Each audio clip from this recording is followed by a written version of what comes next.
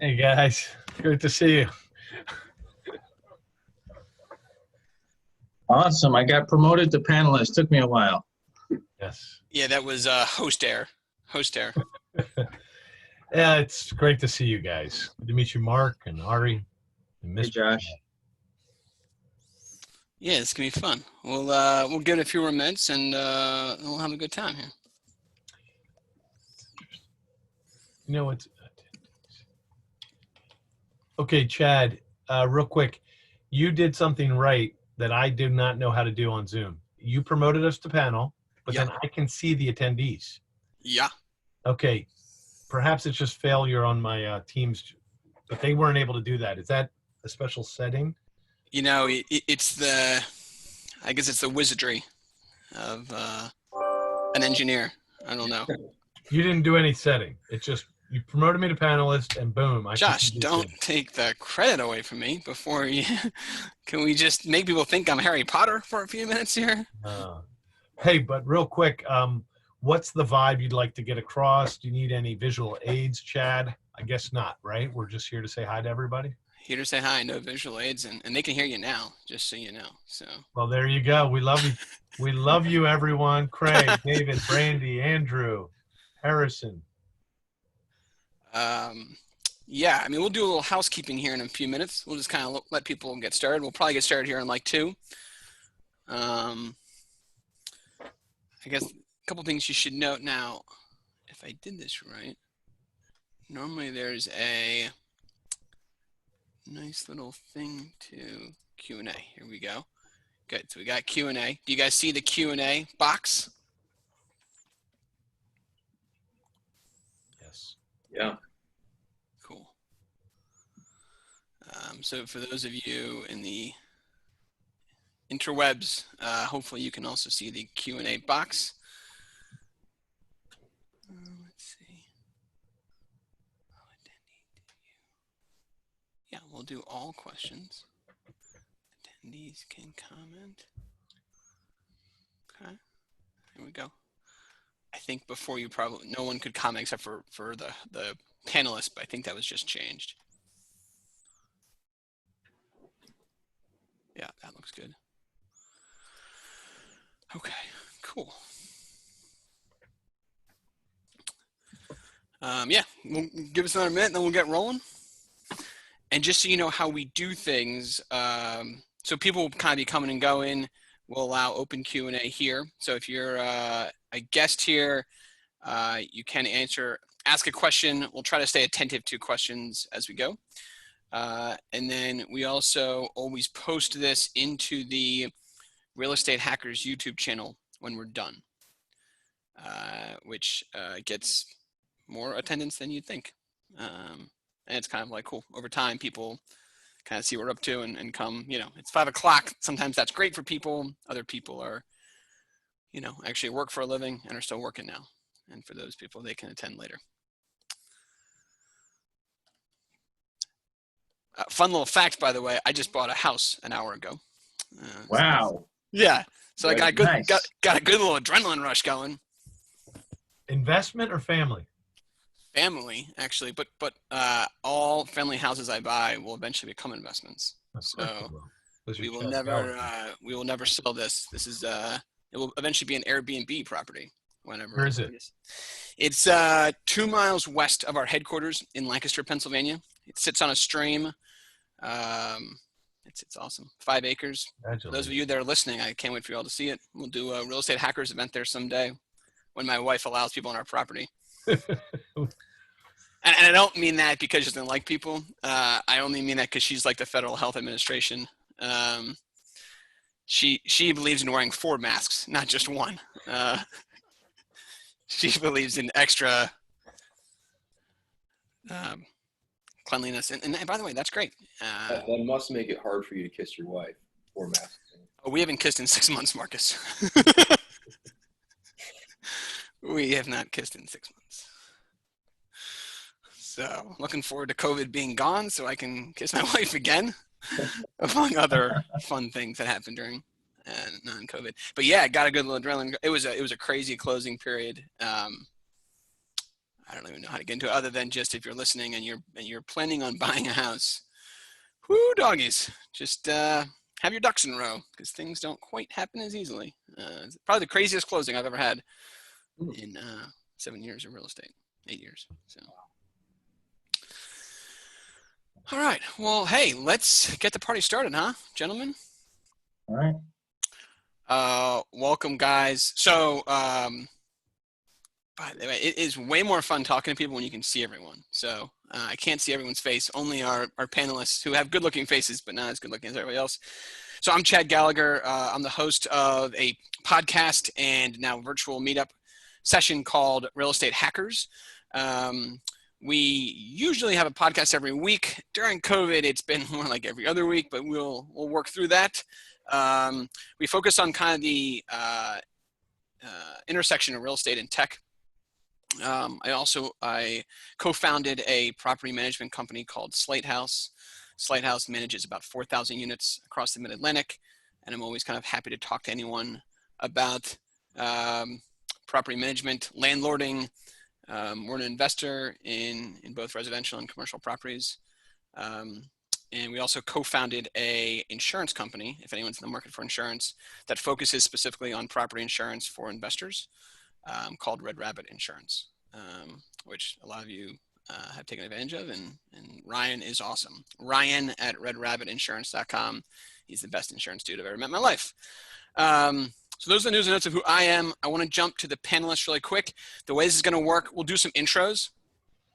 Each of these three gentlemen are doing what many people are right now a little scared to do, and that is actually get deals under contract during COVID. So I want them to introduce themselves and then also give us a kind of overview of the current deal that they are working on. And then we'll kind of go from there. If you have questions or comments throughout, please don't hesitate to ask questions into this little nifty question and answer box, and I will try to mediate as well as possible. So let's see, we'll go youngest to oldest. Mark? Probably Mark. I look really young. I'm not that young actually, but you know, I'm a youthful look, but I'll start. No offense, Josh. And Josh too. Look at that. He's very youthful. Yeah, right. But look, that's fine. We're fine. It's all you, Mark. Tell us who you are. My name is Mark Horst. I am the president at Vanguard Development Group. We're located in Lancaster, Pennsylvania, a few miles away from Chad. We're heavily involved in many types of investment real estate. We have a one-stop shop in that we're design, build, contractor, development services, kind of start to finish. We're been in business for about 45 years now, multi-generational business, in partnership with my dad and my brother. So we have a lot of fun. And we work with Chad on many occasions. It's a true story. I think what's most interesting about Vanguard is they made a decision, I guess maybe 10 years ago, and correct me if I'm wrong here, to focus on building and developing rentals as opposed to residential properties. And I think that's a bit unique. Is that fair to say? You're the only ones that I know, and I'm sure there's other folks who do that too, but you're the only ones I know, at least locally on a personal level, that kind of made that decision to kind of go all in just on rentals. I think that's a really good call and a good way to focus. Yeah. You know, pre-recession, we were heavily involved in the single-family housing market as well. And like a lot of people, that didn't go well for us at all through the recession. And I think it was the diversification of the company that helped us get through it. So we did a handful of larger multifamily projects, I would say, in the couple years after the Great Recession. And I think we just kind of found what we are most passionate about and what we enjoy doing the most. So that's been the primary focus for about a decade now. That's awesome. Ari, you want to go next? A little intro of who you are? Yeah, my name is Ari. We've been investing in this area for probably 5 years or so. We have stuff in, the several counties in central PA, anywhere from, single family homes to, 23 unit apartment building in the middle. Very recently, we were, decided to go full-time real estate after working in corporate America for 12 years. Really excited about, going full-time real estate, and, really excited about what we're working on now. And yeah, super pumped, as Chad would say. Super pumped. It's funny. I didn't even, Josh, Josh hosts a podcast too. And I didn't even realize, I guess I say the phrase super pumped a lot. And I didn't realize it until I got a mug given to me that said real estate hackers on one side and super pumped on the other. Wow. And everyone started laughing. And I was like, what's so funny? What's the joke? And it turns out it's a phrase I say a lot. So now Nate says I either got to stop saying it so much or run with it and make it my thing. I want it. It sounds like it is your thing. Yeah. I don't have a lot of competition, I guess. Josh, you are next. Just want to say it's great to see everybody. I feel like I've definitely know Jerry Horst, so it's good to meet more family. Hey, Chad, it's great to be on this platform, get to know more of the real estate hackers. You've had me at one of your events before. So grateful. Accountable Equity, what you see here is a group where we put together PPMs and private investments primarily for distressed resort real estate. And our model is kind of a BRRRR strategy, like from bigger pockets. We buy them affordably. We then rehab them and refinance them. I'm sorry, first we rent them at a higher price. So we change the revenue model. I should change my rent to revenue. And then we refinance them, and then we repeat the process. So accountable equity is an interesting blessing. And what it is it's a group of several hundred investors now that joined us as partners to create these funds.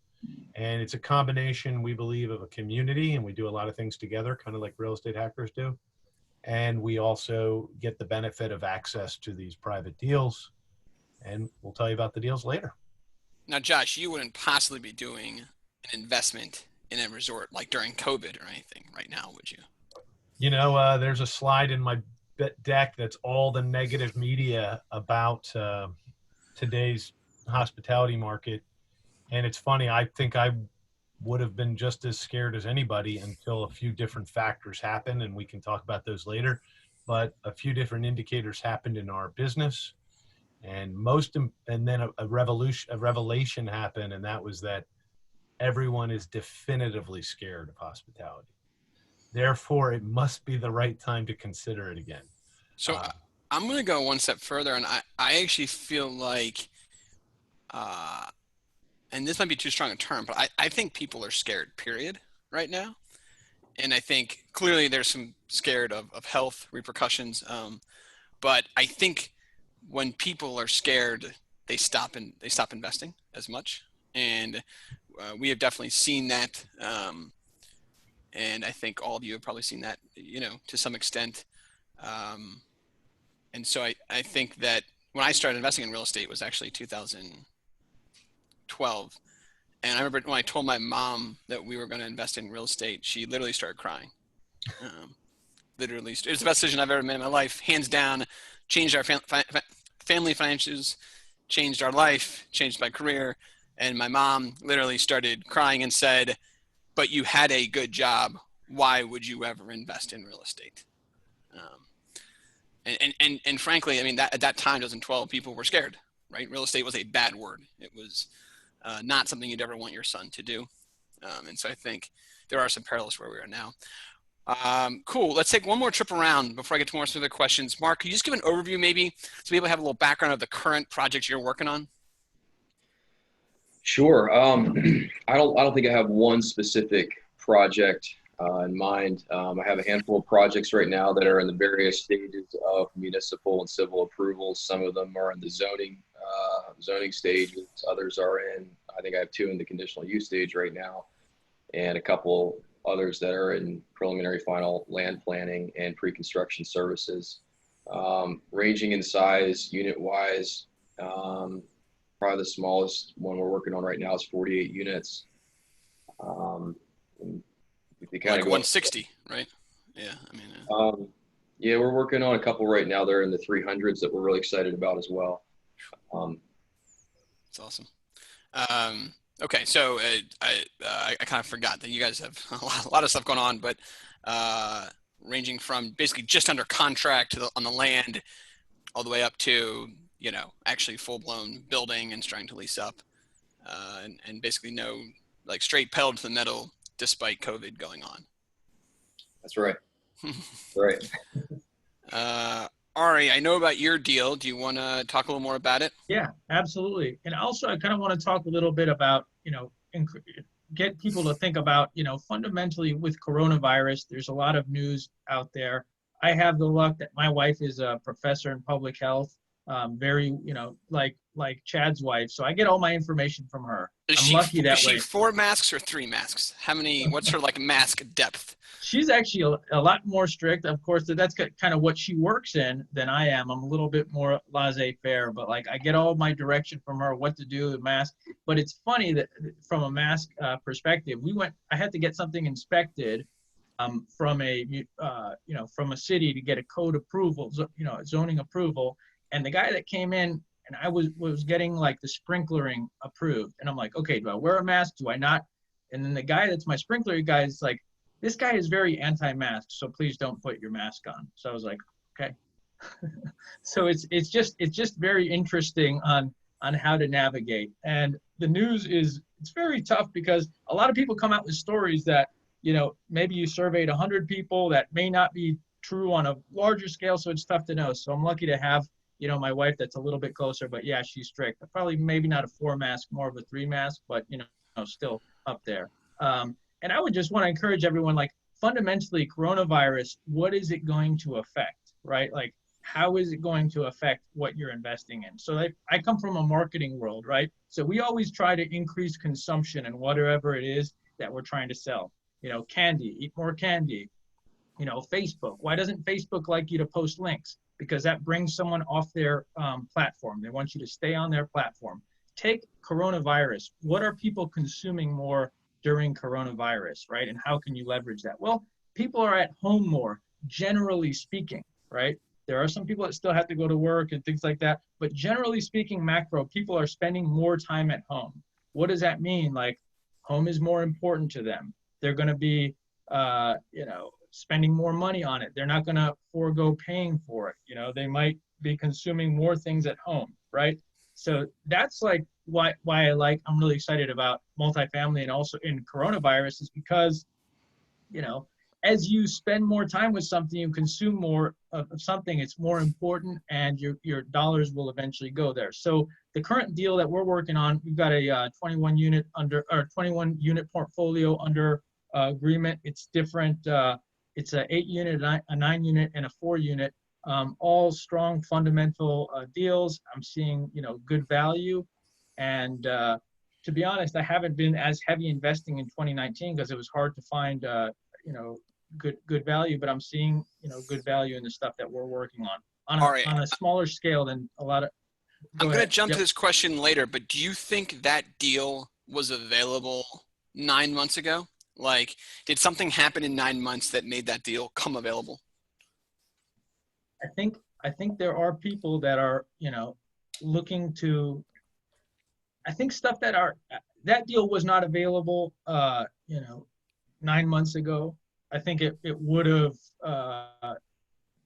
I can't tell you exactly why it's on the market now, that particular deal. But what I can tell you in general is there's a supply demand, and like a lot of like single family homes are like going like hotcakes a lot of times like around here. But sort of these scattered site portfolios and these projects that are kind of hard to, you know, to manage, and these small kind of in between multifamily stuff, you know, stuff is kind of coming out of the woodwork. I'm seeing a lot of, you know, investors that have built up a portfolio in the local area over the years. They just want to unload their portfolio, and they want to unload their entire portfolio to someone that can handle the job, right? They don't want to do their 4 unit here, sell everything separately. They just want to make it simple and easy. And if you can provide something simple, easy, surety of close, they're more likely to work with you. And I think that we're going to see more of those types of opportunities come up. Cool. Josh, you want to explain about your beautiful property in Annapolis? Yep. So Chad and I have been talking about this for a while. So coronavirus affected our deal we're in now, we think, for the positive. So we were in negotiation pre-corona for a waterfront 200+ acre property on an island near Annapolis called Kent Island. In many ways, a dreamy situation for our business model. We were going to buy it very relatively affordably for 200 acres on the water. If we just bought the land, it would have come to roughly what, $25,000 an acre. But Corona hit, the contract was voided because we had the exit. And then to Chad's, because of Chad's persistence, he said, it's time to start calling that buyer again. And I said, well, don't we have to wait till Corona's over? I want to come clean. I think I would text you at like 9 o'clock at night after like 5 drinks and be like, Josh, why is Kent Manor not under agreement yet? Like I was persistent on this one. Chad was right about this. Here's what he taught me is a different way to negotiate with a seller. So this was a highly motivated seller, even though he wouldn't tell you that. He had an illness in the family, so he needs to get rid of this thing now. So instead of calling him with hard new numbers or trying to negotiate, we just set up regular phone calls. We stayed in good conversation. And eventually we came to terms. He said, make me an offer again. And the offer we offered was pretty aggressive. He came back with a balanced offer, and we got it under contract with a significantly better deal. But it's a fair deal. So he came down $500,000 off of 5.7, which is quite significant. And he came back with a $1 million note hold. So the terms got great, even better than we would have thought. And substantially, our business is a buy, rehab, and then operate. So we anticipate a 12-month period of time without daily transient guests, or not many. So COVID should be timed just about right for us. And therefore our model can still hold. Yeah, it's awesome. I mean, it's so great. I do want to kind of underline something that you said that is something I apply. So I am not like a hard negotiator, I don't know, those of you that know Matt Faircloth, he really likes to like negotiate. He likes to get in the room and like beat you down on price. That's like not my style. I'm kind of more like, I think everyone's got their own style and everyone has to figure out what their style is, but my thing's always been, I really want to understand what is going on with the seller. Like what's driving them, what makes this a win. And the more I know, I feel like I can win. I have it, set up a mutual structure that wins. And I mean, to your point here, and I've seen this happen a couple of times now with sellers who have held something for a while, leaving money in the deal. I mean, you kind of glossed over that, but holy smokes. I mean, if I got that right, it's a pretty significant note he's holding. Oh, yeah. $1 million note on a $5.2 million purchase. I mean, means it's a very, just to go back to the point, at a full cash value, we'd be paying $25,000 for waterfront acreage in an area that's doing development. There, we can't develop all 200 acres, but eventually we could. So I didn't do a good job for the dozens and dozens of people listening. The salient issue is this: the place is attracting an exorbitant number of ladies calling to have their wedding there because it's gorgeous on the water. It needs to be rehabbed, but it's a very pretty venue area. And they're not selling. They're selling 2% close ratio. Our expertise is redesign of wedding venues and selling of weddings. And the magic of our business plan, and this is partially why many of us feel strongly about it, is we are seeing a uptick at our other resort in sales. So during Corona, we sold 79 weddings. We probably are over 80 today. I didn't get an update. That's more than most venues sell in a year, and we did it during Corona. And we did 40% higher than last year at the same 3 months. So because we're seeing strength, we know that place is getting numerous leads every day. All we need to do then is, kind of be consistent with our program, sell, and build out the proper venue. Because this is, and the last thing I'll say about this, and this is where I think Chad helped me understand, we're less than 60 minutes away from Washington, D.C. And no matter what end of the spectrum you're on with the government and the democracy that we're in right now, whether you're Republican or Democrat, no matter what, it's going to get more intense, the metropolitan D.C. market. And we're a really wonderful venue for that. By the way, there's a big e-commerce company that has decided to put a second headquarters in DC as well. I don't know if you've heard of them. No, they deliver more than just books. Exactly. So it's a strong market, and then we're buying it so far below real estate value. It's awesome. Amazing. Mark, I want to ask you, how do you feel new deals have changed post-COVID for you? Like, yeah, it's been. I mean, it's been harder, right? I mean, just working through, because you have a tough job in that you work across a lot of different municipalities and stakeholders to try to take something through development.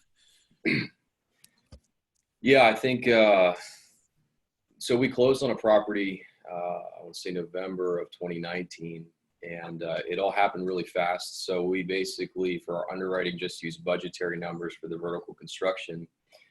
And our architectural work wasn't completed then until maybe March of this year. So it was really in March and April that we started going through the final pricing exercise. And that was a really white knuckle time to be working with trades and vendors and suppliers for construction commodities and labor. That was a rough ride, but we actually got it within 2% in the end of what we had projected back in November. It was not easy. I mean, we really hustled that hard. So yeah, I think the construction market is kind of new territory, and it's been progressing and further into new territory for months and months. And I think we're still there. If anyone follows, the lumber index prices, I think we're easily at a 1-year high, and we're pretty close to a 5-year high as of today.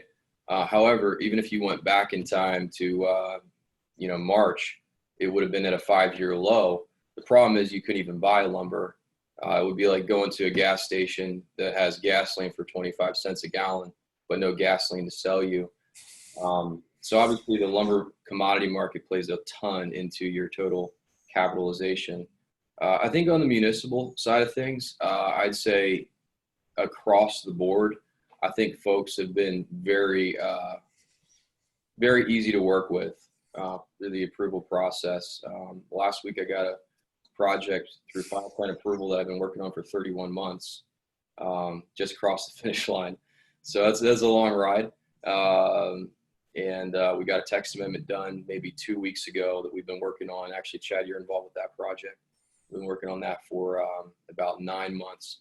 So in general, I think the approval process is kind of loosened up because municipalities want to see projects continue to come online. Mark, I want to pause you there, and I want to kind of underline something that I think is really interesting is, and I don't know if this will become a theme. We've seen this a couple places. Municipalities actually becoming easier to work with on some of their regulations and rules because there's so many other delays that they're seeing, or people hesitant to do projects, that they're actually making things potentially a little easier and less red tape. Is that a fair statement? Yeah, I think in the short term, that's definitely a fair statement. And it's almost like they're finally being reasonable. And I'm speaking like generalities here. Like there are definitely places where it's, still very, very challenging. And look, no one's skipping any processes or procedures. There's not like wild things happening at all. But in general, I think people really want to help you get your project online as quickly as possible. And even a lot of municipal meetings have been on Zoom. And that's just a completely different dynamic, if you're basically talking to 4 or 5 supervisors and you don't have 50 people, interrupting you that are basically there to shut you down. Yeah. So you can kind of have some efficiency, I think, in your time with them. I want to tell a quick story. I've heard, I won't say which municipality, but a few. So inspections stopped happening for a while, and they finally started happening again. But inspectors a lot of times don't want to go to the people's apartment, which is totally fair, and I'm not here to judge that. But what we found to be amusing is we've seen some inspectors who have texted the tenant and asked the tenant to take a picture of anything that looks funky in the house. And if the tenant says everything looks good, the inspector says, great, and then passes the property, which I can promise you, I've been doing this for a while. We manage a lot of properties. I've never seen an inspector text a tenant ever about anything.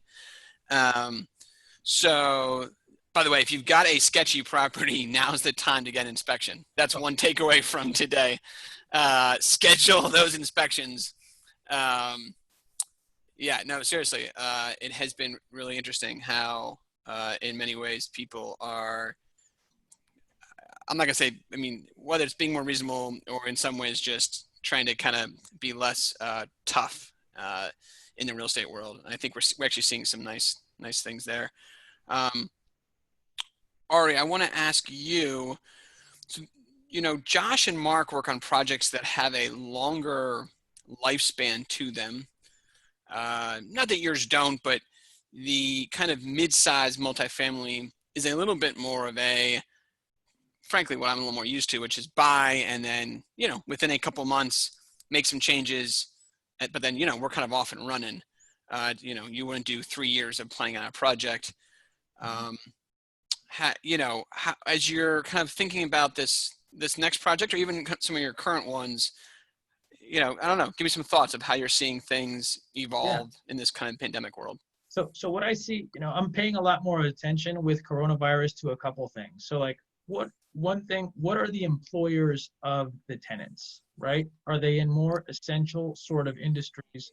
And if you look at like the Maslow, hierarchy of needs, like, right, air, water, food, shelter, sleep, clothing, health sort of stuff.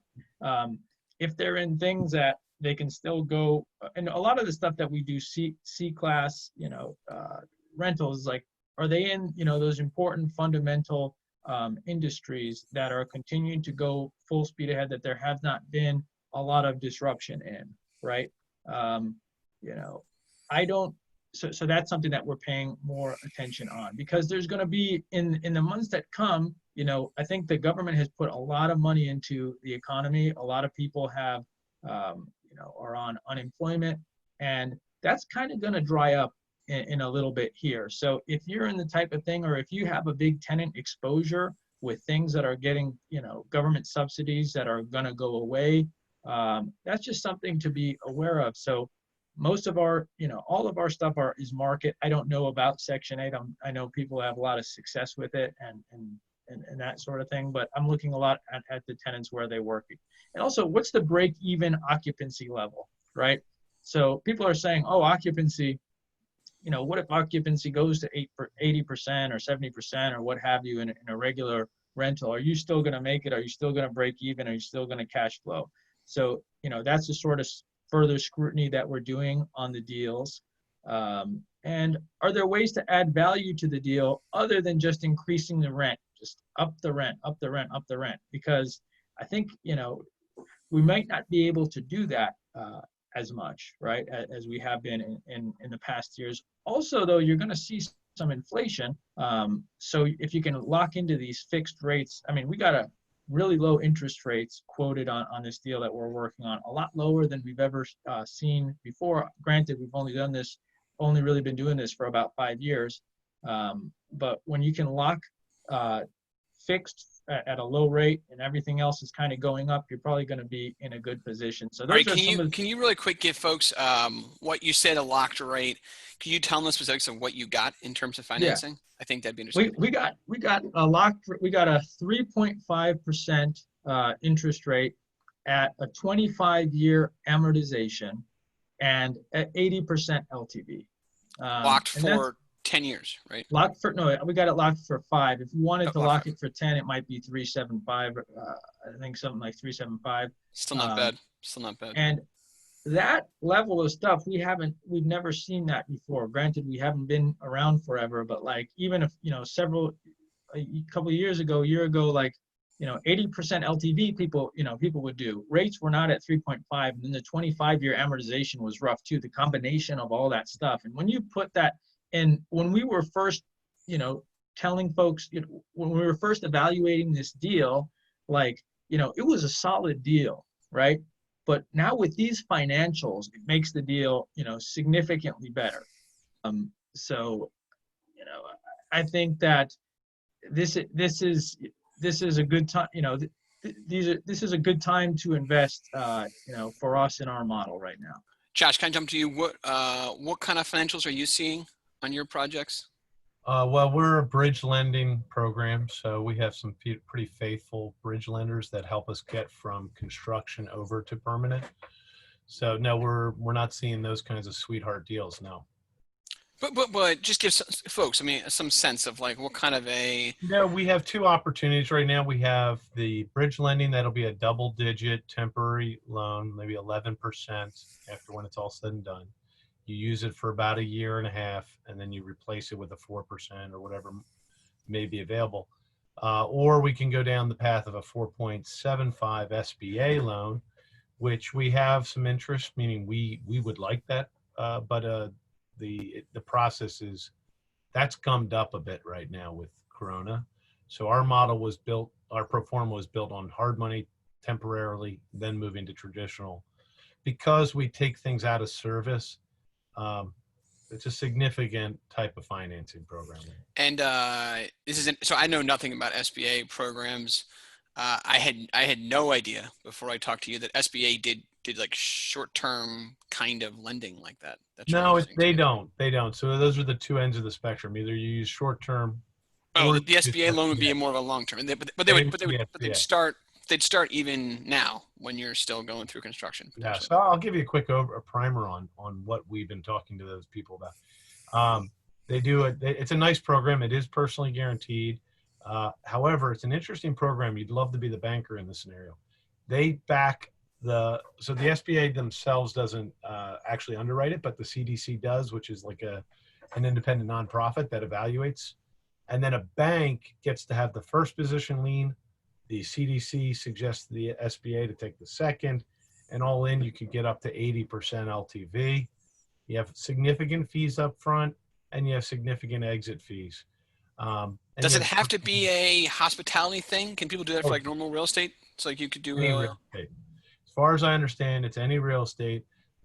I'm not an expert on it, but I've been through the process extensively. The only things to keep in mind, it is owner occupied. So in this scenario, since we're the managers of our resort businesses, we are, quote, owner occupied because I'm the one signing for the guarantee. So you can't do it if you're a speculator, but you can do it if it's any type of business. There's probably a few carve outs, but for the majority, I think it's pretty flexible what industry you're in. That's awesome. Mark, what kind of lending stuff are you seeing? Any changes post-COVID? Yeah, I'd say in general, it seems like banks are actually more anxious to lend money. And I think there's a lot of speculation to that. But I mean, it seems pretty obvious that a lot of banks are flushed with cash right now because of the Paycheck Protection Program. Yeah, I mean, interest is super low. Never seen closing fees as low as they are right now, even on, projects of scale. Typically here, most LTVs are like 80% for multifamily new construction, but we've done 2 deals actually in the last 12 months where we've been at 85% LTV. So yeah, that's amazing. I think it's a good time to be borrowing money for multifamily. And they're doing 80% LTV, like after everything's kind of like rented out and established, basically, right? Yeah. So, I mean, we've actually done one project that's a construction interest only loan, and that's an 85% LTV. And then, a project we just did with you, Chad, actually, the construction loan was an 80% LTV. And then we took out the construction loan. Now that it's stabilized, it just stabilized maybe February. We reappraised it. We're able to pull out basically all of our capital. Yeah, and that was actually tough because, I mean, our appraisal was scheduled for like the first week or 2 of April, and they did beat us up. I mean, they really did beat us up on the appraisal, but the functioning cap rate was still so much higher than the appraised cap rate that we were able to pull cash out. And that was an 85% LTV, 25-year AM. I want to say it was 3.65 fixed for 7. I want to say. Yeah, and it's kind of amazing. I've said this before, but when you work with the right bank, it's truly easier to get a multifamily deal done of size and scale than it is to get a mortgage for your personal residence. So I've done a few. I mean, don't get me wrong. If you're working with the wrong bank or something's awry, that's definitely not going to be the case. But if you got the right team, the right bank, it's a really smooth process. Yeah, I mean, I just got a mortgage for a personal house, and it was the worst experience I've ever had in my life. Yeah. Not even. There is no second place. I mean, I'm used to these processes being flawless. Commercial banks, by and large, care more about equity than they do anything else. If you've got equity in the books and the project cash flows, they're happy. And it's interesting. The residential home loan, I've come to realize they really care about, they want to see you're an employee and they want to see a paycheck. And it's just interesting, the difference. Okay, cool. I wanted to make a comment, Ari. You brought up something about kind of knowing what your tenant's occupation is. And I wanted to just like a couple of things of note I want to make on that. One was I just rented out my old primary residence and I rented it to 4 people who are all going to be rooming together. They're all friends, and they all work at a couple different restaurants. And when I first saw their application, I was like really nervous, right? Like thinking, you know, red alert restaurants, hospitality.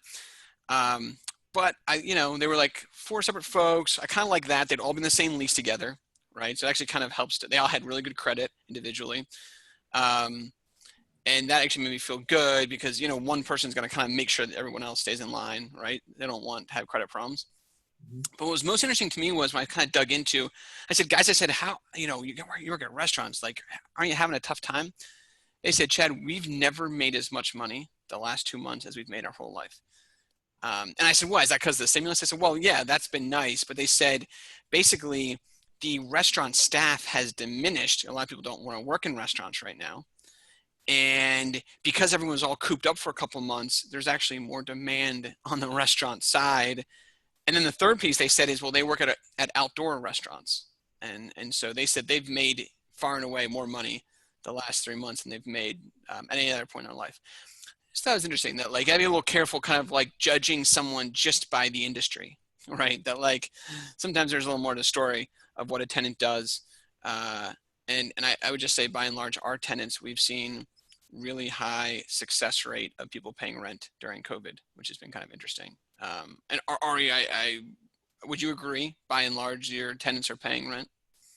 Yes, by and large, our tenants are paying rent. I think for the time that the tenants were not able to go, they either got, you know, some sort of assistance and they're back. What I really like is the long-term, you know, the long-term sustainability too, because we're talking about shocks that happen in the short term, that there was the full shutdown and then everybody had changed their behavior right away. And then we're kind of easing up. A lot of states like, you know, California, Texas, Florida are kind of locked down again. In the Northeast, we had the big spike in New York City, the mass exodus from New York City, and then, you know, real lockdown, like for, I don't know, I think it was a long time. And then, you know, gradually opening back up. We're green in central PA, and we're going to have shocks, right? I think there's a chance that you're going to continue to have shocks. Definitely the country is going to continue to have shocks, but I think knowing your area and the types of jobs that people have and what are the shocks going to be are good, because now in Pennsylvania, this is very Pennsylvania focused. Sorry guys for a minute, but the governor just said now restaurants can only operate at 25% occupancy. Before it was 50% occupancy. He brought it down to 25%. He changed the eviction moratorium to August 31st. There's still a lot of these shocks. These are short-term shocks. But like overall, I think you gotta continue to scrutinize the tenant base and what Chad said there about what's happening. What are the dynamics in the restaurant industry? Like that's all good stuff to know. And that's stuff that people on the surface, on the outside, just looking at that, wouldn't know about, right?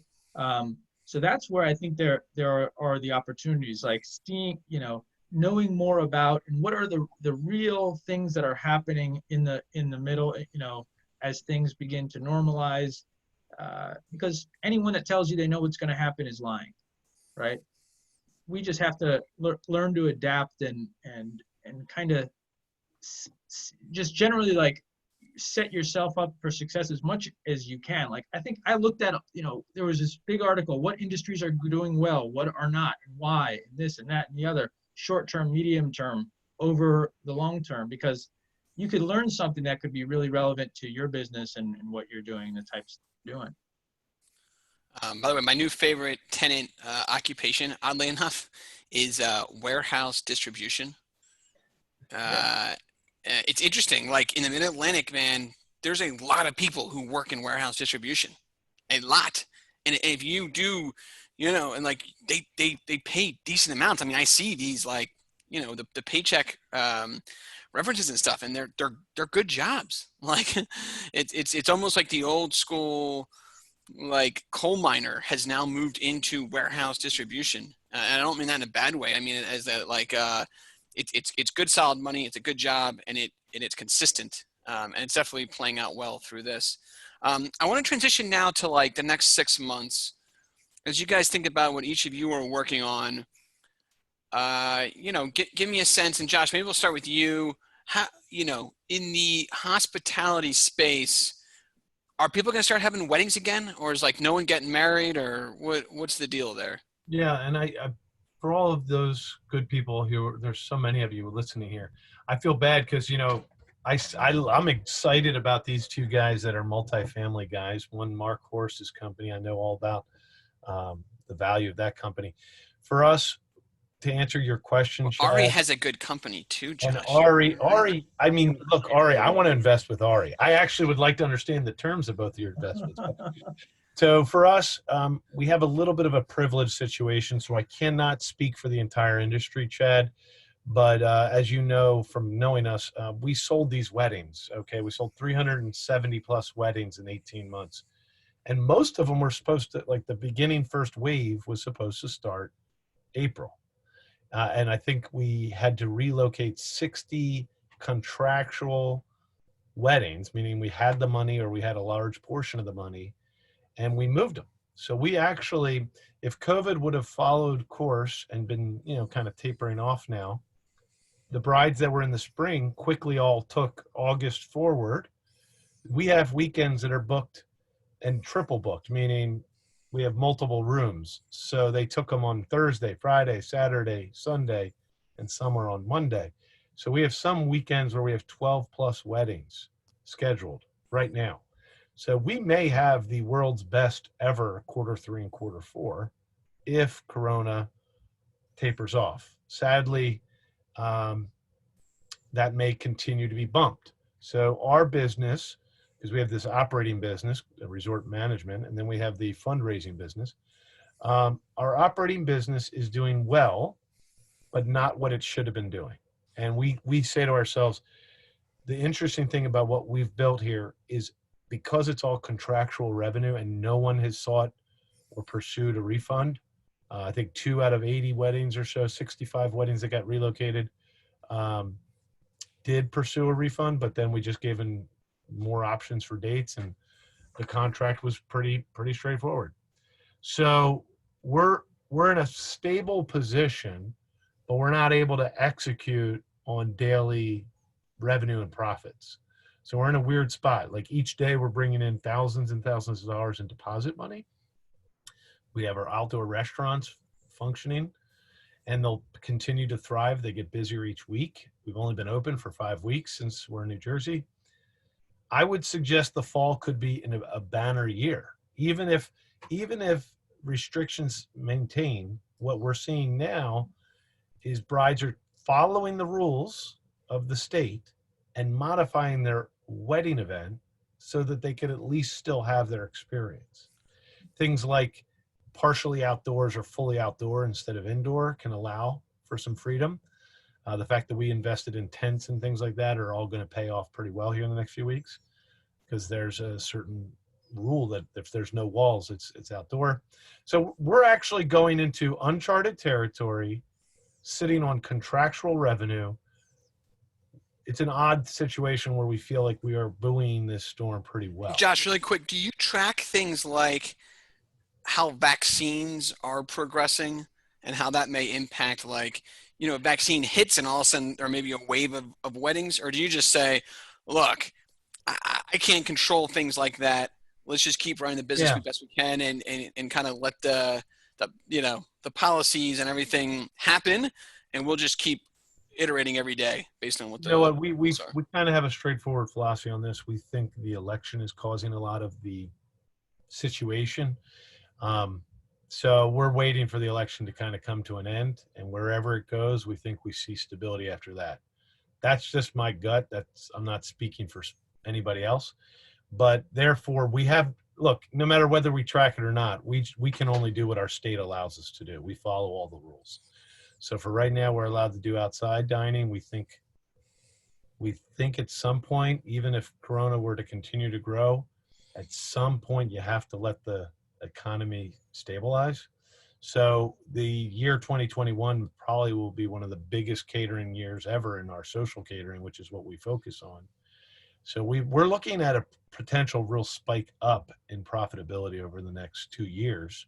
Yeah. So if we can get through the downturn now, which we're doing very, very well, we're looking at banner profitability. And that's why we're in the buying mode. That's why we're trying to buy more than one right now.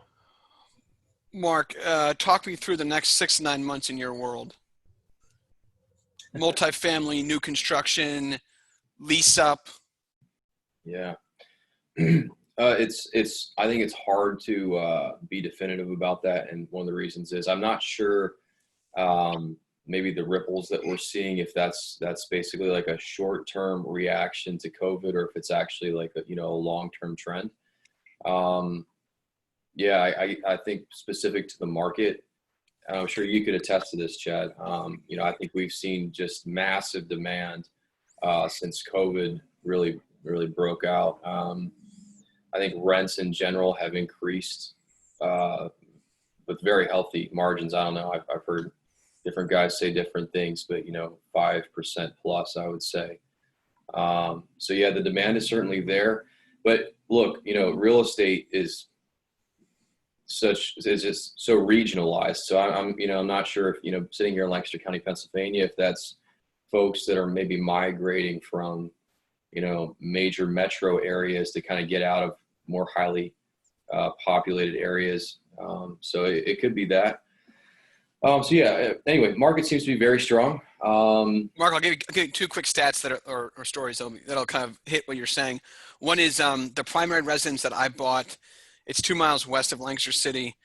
I put an offer in 24 hours after it went on the market. No contingencies. I finally got like clear information from the selling agent, and he said there were 3 other offers, and they were all from New York City. Wow, that's amazing. Which, for those of you who don't know kind of mid-Atlantic geography, people do not move from New York City to Lancaster. I mean, they do sometimes, but that is not that's not like a hibernation where people just are, migration. That's what I was looking for. It's not a migration path from Lancaster to New York. Usually, I think that was interesting. And the second point, and Mark, you're really going to like this one, a project we did with the Vanguard guys, new construction. We started 18 months ago, leased it up, 72 units. Over a month and a half, including COVID, we didn't even file for 1 eviction. Now, I've been doing this a long time. I have never seen, and by the way, I'm not like, this isn't me patting Slate House in the back. I'm not, I mean, yes, we try to do our best to make sure we don't have bad tenants come in. But I think that data was just so astounding to me of why good product and putting in money to a project, whether it's new construction or rehab, and all 3 of you guys do that, do things the right way, to not even file a single, that means that at the 15th of the month, every single tenant had paid their rent, had no more than half a month's rent due for 18 months, including through the worst pandemic we've ever lived through. That's, I mean, if that's not a selling point for putting in money to projects, whether it's new construction or burst strategy type stuff, it's just astounding to me. Do you see that across a lot of your projects? Good tenants on your kind of stuff? Yeah, well, let me actually just back up and say that, the project that you referenced specifically on that project, I think we did our original market study maybe in April of 2018. That's when we would have done our financial modeling, and the project, worked at that. But by the time that we had units online at the end of 2018, you guys were able to, add at least an additional $50 to $75 per door in rent per month. So the market was definitely trending upward back then, and you guys did a great job leasing it out at great rents, and yeah, we're really grateful. Cool. All right, I want to take the next segment and open it up to questions. So if anyone in the crowd has a question, you can throw it in the webinar chat or the question and answer chat. To be honest, I don't know the difference. I'm sure there is one. I'm looking at question and answer. I think maybe those just come to the panelists, and maybe the Zoom webinar chat goes to everybody. I don't know. Do whatever you want to do. I don't care how you get it to us. If you have questions, I've got one here that I'm going to start out with, but I'm open to other questions. Hopefully you can figure out a way to make it happen. We'll do questions in our 5-10 minutes, and we'll kind of wrap it up. So the question here is, coming from Jonathan, commercial realtor, and kind of brainstorming how the work from home trend continues, what that leads to, everything from online ordering to potentially different kind of office spaces. And so the question here is, do you think retail leasing is shot, or will that sector thrive with a lot of the bankruptcies we're seeing in the retail world? And Ari, you are the most knowledgeable retail person I think I know. You think about this stuff a lot. You sold a lot of candy in retail. Yeah. You are very innovative. By the way, there's another project we might even want to talk about for a minute or two, but we're working on together on a retail project in a farmer's market. Talk me through. Is retail shot completely? Should people never invest in retail again? I would say no. I think you've got the short term, the medium term, and the long term, right? In the short term, there were shocks to the system in terms of, if we're talking like, end of March, April, is that you saw a lot of channel shifting. So Walmart was packed and saw a lot of sales. Supermarkets were packed, but convenience stores suffered a little bit, right? Less people were going to get gas. They had less trips. I think that's probably gonna, normalize. It's normalizing now as more people are going back to work. So you got kind of like the short, medium, small, and whenever there's shocks to the system, there's gonna be, kind of larger changes.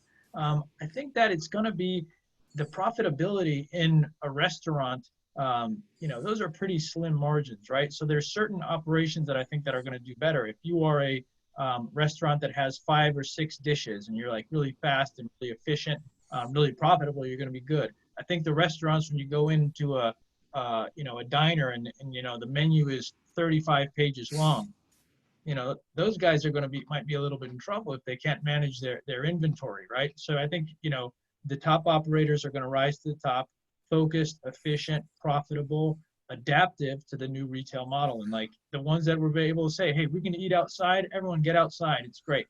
I think you're going to see, I think you're going to see I know you have a tenant who does like snow cones. You're probably going to make fun of me. It's not just snow cones, but I think of it.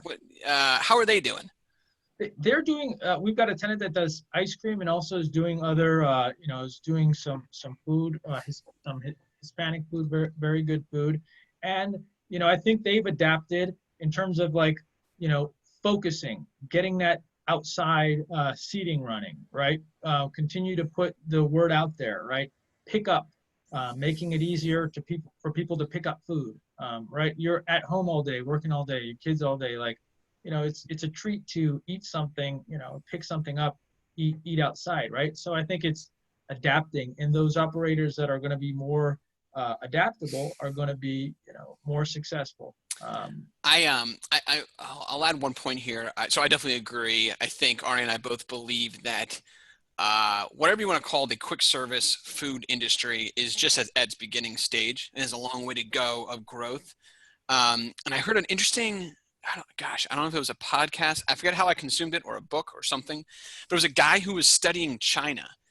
And he was studying China. I think this is like really fascinating. He was studying China because China's kind of knows where the world's going a little more than we do in this pandemic world, and was studying how their restaurants are handling it and what their restaurants are doing, and even saying it from the perspective of restaurants being created that are only made for delivery, right?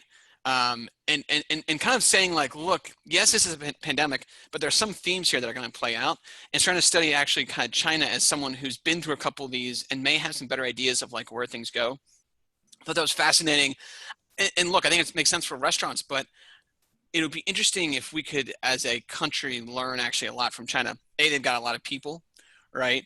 Sometimes it's hard to get information out of there, but they've been through a few pandemics, and I think some of the things they've seen and how the world's changed over there, we may see some changes here that may not go away. And we may see industries, Josh, it'd be interesting. I wonder if, you'll be able to at some point learn from like an Asian wedding climate and what that looks like as a forebearer of what U.S. weddings look like for the next Just a 12 months. small fun note: we're piloting an innovation in our live events where we're going to try to coordinate some live streaming for those that are in high risk situations. So we'll be piloting that Friday night. Oh man, Josh, how do we get information of how that went? That sounds fascinating. Yeah, so we're going to use it on our Accountable Equity Learning Grow, Chad, because a few people who are part of our community need to stay home for quarantine. So we're going to live stream to them, and it'll be interactive. Plus, we'll have a CDC compliant event live as well. So hold on a sec. So let's. This is actually good. This is a good segue. I want each of you to give the 1 to 2 minutes how people can engage with you more. You're some of my favorite investors. Josh, we'll start with you because you were kind of mentioning if people want to get to know you better, how do they get to hang out with Josh McCallum? How do they, whether it's over the airwaves or in person? Yep, and there's some great investors on this call like Dan Weiss. So we try to do quarterly events in person because of the way we do capital raising. We think it's a community, so we try to do events voluntary. Friday night, you guys who are here can have a discount code if you'd like to join us. We do a 4-course meal and all kinds of things. We follow the CDC guidelines. It will be outdoors under a tent. But if you can't, and you is it Friday? Like literally this Friday. Oh boy.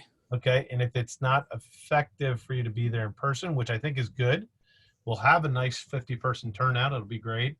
We have to follow all the guidelines and social distancing, which we're good at now, because we've probably hosted a couple thousand guests at the restaurant over the outdoor dining requirements. Or just go to our website, this address, where is it? And just fill out the contact form and the ball will start rolling to get to know us. It's a no cost, no threat. And our investments start as little as $25,000 in published syndications. So it's a nice way to get started. That's awesome.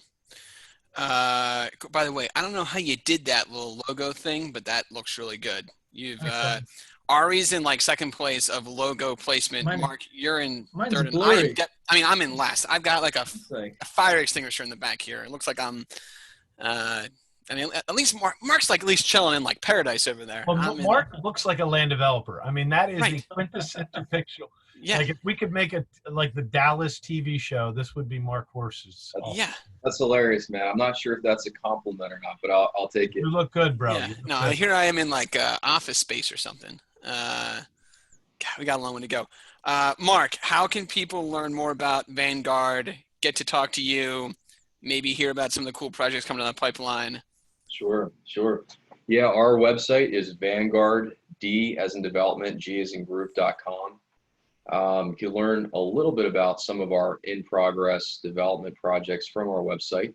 I think we have a portal there with some time-lapse photography of a couple mid-rise projects that we're currently under construction on. So that's a lot of fun. You can contact us through our website, or you can email me directly, which is Mark with a K at vanguarddg.com. I'm not highly involved in it, but we also do have monthly meetups for real estate investors, just for educational purposes. And it's a lot of fun. We have guest speakers. Chad, I think you've been there a handful of times. I got some super smart folks. That's awesome. By the way, each panelist, you guys should put your emails in the little chat thing here somewhere, so that way people can see it. If people want to email you. Awesome. And Mark does have a few projects I think in pipeline that investors could potentially partake in if interested. Is that fair? Yeah, like Josh? That's right. Cool. And then Ari, what's the good way to reach out to you? Yeah, so I just put it in the chat box too. So we actually did an analysis of why we're investing during this pandemic, why we're investing in multifamily and why we're super bullish about Central PA. Reach out to me at info@capitalrealestate.com, and I wrote it in the show notes right there. So we're happy to send that to you. If you want to set up some time to chat, we can do that too. But we're super pumped, as Chad said, and we want to connect. I am pumped, and Ari is a master at brand perception. If you ever want to better understand brand, and I'm not making, this isn't making fun of you. I'm actually being very serious. Like you'll see Ari and he'll tell you things about your brand that you never even thought of. And then you'll never forget it. Like some of the things you've told me before, I'm like, God, that's still a problem. Like, you know, little things like your font's messed up. If you're trying to convey this, why does your font look like that? So if you are looking to build out a brand, not just invest in real estate, you should hit up Ari and a super cool logo there, which I'm not at all surprised at. The K kind of inside of the rectangles looks really sharp. It's the brick, the design language of Pennsylvania, man. See, I knew there was more to it. You totally went over my head. I thought it was just a bunch of shapes, and here you are. You know, yeah, that does not shock me at all. Cool, guys. Well, hey, this was awesome. I really appreciate everyone joining here, and I'll throw in my info here in case people don't know it. We'll do more of these things. And if you guys have feedback on this or other topics you want to hear, shoot me a note. Podcast is called Real Estate Hackers. I hope you guys like that, and we'll see y'all soon. Panelists, Ari, Josh, Mark, awesome. Thanks for joining and being willing to even be friends with me. So this is fun. Thanks. We appreciate everybody. Mark, great to see you. Appreciate Ari. everybody. It's a pleasure, guys. Thanks, Josh. Thank you so much. See you guys. Bye. Thank you. Bye.